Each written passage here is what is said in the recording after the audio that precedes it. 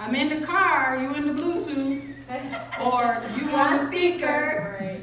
So when she asked us to meet, we were like, I think Promise texted me, you know what this is about? I said, no, I don't know what this is about. So she texted us, and then she had this idea. So come on, tell them what your idea was. Well, because we talked about it like, what, 15 years ago?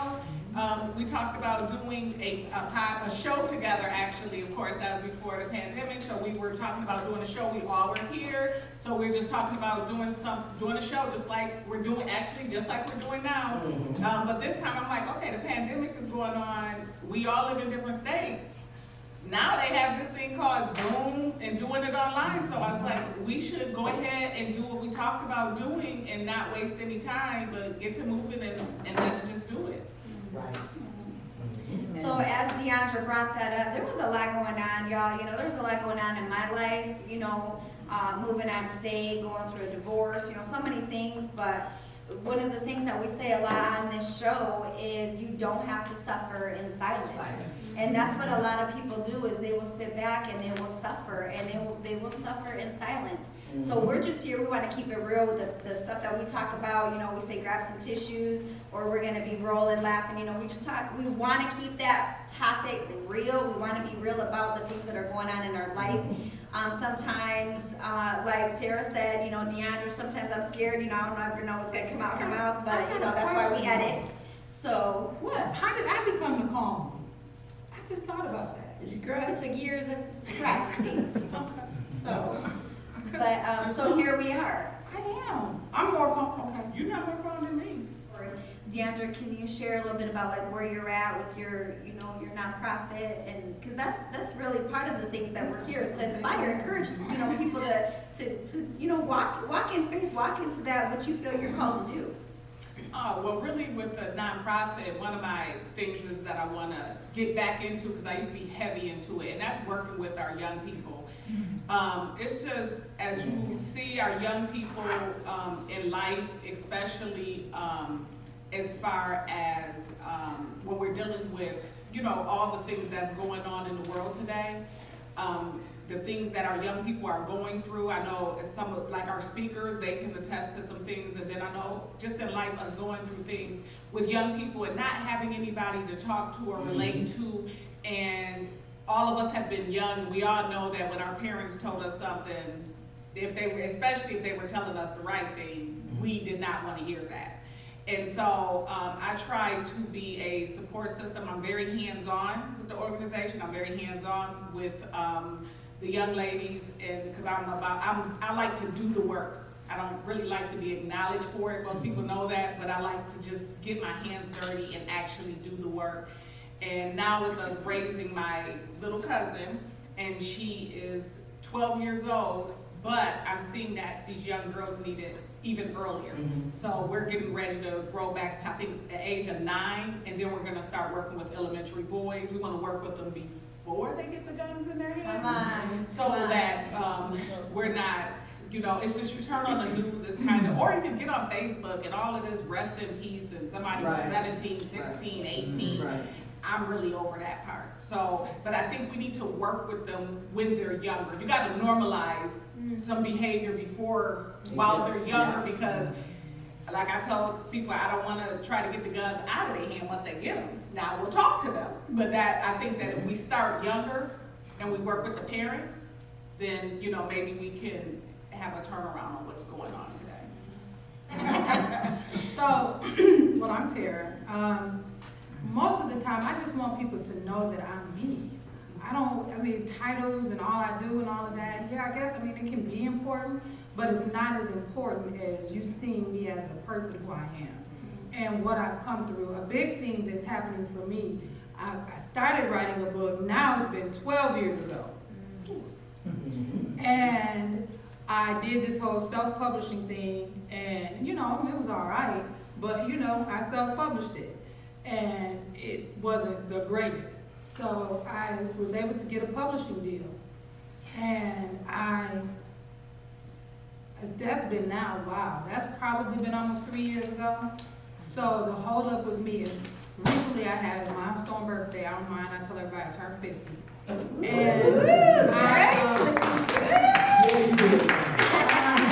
And because I talk about trauma, the book is called Beauty for Ashes, Overcoming Trauma to Live in Victory. And I talk about my story, but what I noticed in my early, and it's good that it took 10 years because it was a transitional period of me at different stages in my life. And I was very nice because I didn't want to point fingers. I wanted to spotlight trauma and what happens in trauma and what happens in family systems when there's trauma. And I did that, but I only touched on briefly what the trauma I experienced did in my life. So God led me to add an additional chapter that really was going more in depth on the very specific things that I dealt with, and to be honest, still deal with to this day regarding having what would be a formal diagnosis of PTSD. And for people to know, I am a licensed clinical professional counselor, so that's what I do by trade. But there's such a misunderstanding of mental health issues inside of the church that it is very important that we spotlight mental health in religious communities so that we can help folks, like really help folks. Yeah, you pray because prayer is a weapon, but you got to know how to properly apply that prayer to your life. People aren't teaching that. And when you have struggles that you've gone through, it colors the way you see the world. So I would always tell people, it's like I'm looking at the world through Teri-colored glasses, because I know that my experiences change my perception of what I see. And that's for everybody. So that is why I'm a huge mental health advocate. My mother suffered with severe and persistent mental illness for my entire life. And it just, again, I can't state enough. I would say I'm a mental health champion. So hopefully we'll have opportunities. You ask questions, we'll answer your questions and all of that. But that's me in a nutshell. I said I wasn't going to talk, then I talked for a long time. Okay. Promesa, or is it promise? Which one we about to do? Girl, we'll see. So, actually, it's funny that you say that because these girls know, you know, when promise turns into promesa, it's about to be a fight. There's about to be some things going on. And promesa is really the one who kept me alive when I was at war. In the physical or emotional, I should say, things that I went through with my life, it was promesa that fought. You know, it was promesa that was, you know, fighting that spiritual battle, fighting that mental battle, fighting that physical battle with my body. You know, it was promesa that fought the fight, but it was promise that was still the loving promise that people wanted to see.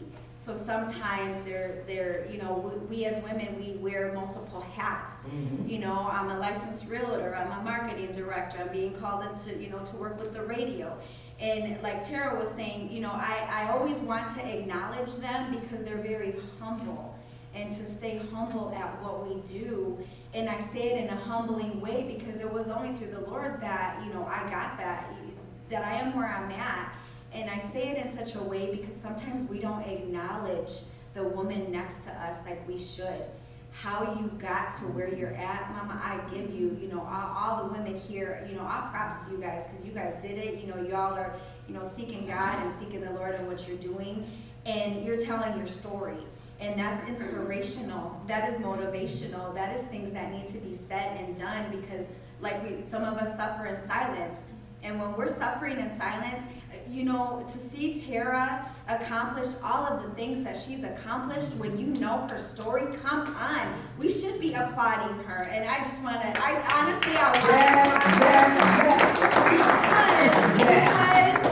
because she really ultimately started this before there was Zoom, before where there was, you know, she had a dream and she had a vision, and as it moves forward, all of us together in our own puzzle piece, as all of us in the room, you know, we're all, you know, I'm a believer, you know, so I'm going to talk about him. I'm going to talk about God and what he's brought me out of. So when we're called together to be the body of Christ, you know, we need to be the hand and the arm and the foot, you know. So as sister here is going to talk about her journey and where she does things, other sister over here going to talk about her journey. So I just want to thank you guys for being here, taking the time out of your day, the drive here, you know. So I just want to, you know, thank the Lord for everybody here, honor you as women, you know, to thank you, really, to thank you for Don't do it. Don't do it. To just to thank you Yeah. for being an inspiration to me, because I need it.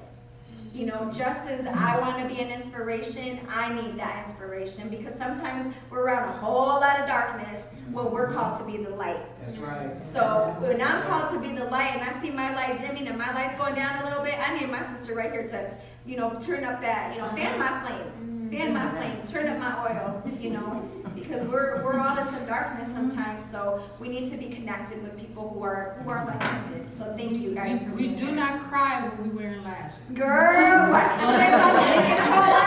already know. Do it. So what we want to do right now, before we have our first speaker come up, does anyone have any questions for us about our journey, about our friendship? You can ask us anything. We said we're gonna keep it real. We really gonna keep it real. So please, if you have any questions for us, please just at this time, if y'all want to answer them, ask them. Hi. Okay, so you mentioned you know, like childhood trauma and things like that, and I know everyone has their form of trauma and like just kind of growing through that. So what advice would you give a young woman such as myself who is still navigating just how to grow from that and to be confident in who I'm becoming? Because and Mr. Lewis can attest to this. Like, I'm still learning how to just be comfortable with who I'm becoming and like standing firm in that identity that God is calling me to be. You know, it's like God has put me where I need to be, and I'm very like content with that. But like, I know He wants to take me to another level, and then just the transition, like going from one pot to the next pot, and then it's just like that space of transition is uncomfortable sometimes, and just learning how to be comfortable in the uncomfortable. Like, what was that like for you? The one thing that, and it took me a long time, so I always say, you can use me as a roadmap, because I've made every wrong turn possible. But in making those wrong turns, it helped me find a way out. So I'll say that, I mean, use me as a roadmap. But a key thing to remember is as you're walking into your purpose, even though you feel unsteady, the reality is you're not walking alone. So if you remember that God is always with you, regardless of how you feel, that's the first step. And there's a whole bunch of other steps that we can get into, especially if you have a background of trauma, because we got to navigate a little different. Right. Okay? And we'll talk more about that. Mm-hmm. And I think though, one of the things though is that you also have to definitely to be at peace for myself. Because what I found is that I really had to love myself though. Yeah. And sometimes, because I was in a relationship at a really early age, like we've been together over 30 years, we're at, 18 and 19, and you get lost in that. As women, most of the time you get lost in our relationship. So one of the things that I found is you have to make sure that you love yourself. Yeah. Not love yourself as in you love yourself as long as things are going good with somebody else. I had to find myself, and I had to love myself and be confident, sit right there in that place. Mm-hmm. And that is where I found my happiness. So I'm not happy based on anyone else. I'm happy based on me. I make myself happy. And so that's another thing, is sometimes you have to find yourself in, and it has to be yourself. It can't be anybody else. You know what I'm saying? So you have to be you. And I always say, as long as I'm me, I work hard to be good to other people. I work hard to, follow all of those things. As long as you're doing the right thing and following what God has in store with you, you're gonna be okay. Everybody might not like it, but you're not walking the walk of somebody else's shoes. You're walking for yourself. So you have to be confident in what you're doing.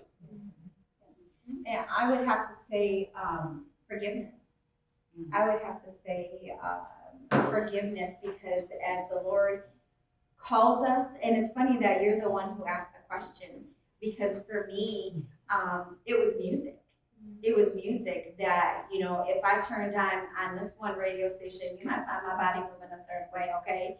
But if I turn on this other music station, you find my body moving a different way. That's right. You know, so a lot of it was music and forgiveness, because as the Lord stretched me and you know, molded me and pounded me and sifted me, there was a lot of times where I was uncomfortable, because he was forming me and shaping me out of and into the person he's calling me to be. So the girl that I used to be 15, 20 years ago, you know, acting and dressing in, you know, a certain way is not the person I am today. So when people want to remind you of who you used to be in the past, or when your thoughts start to remind you, or the enemy starts to tell you, who do you think you are? Or you ain't ever gonna make it. You are gonna make it, because baby girl, you got the keyboard here.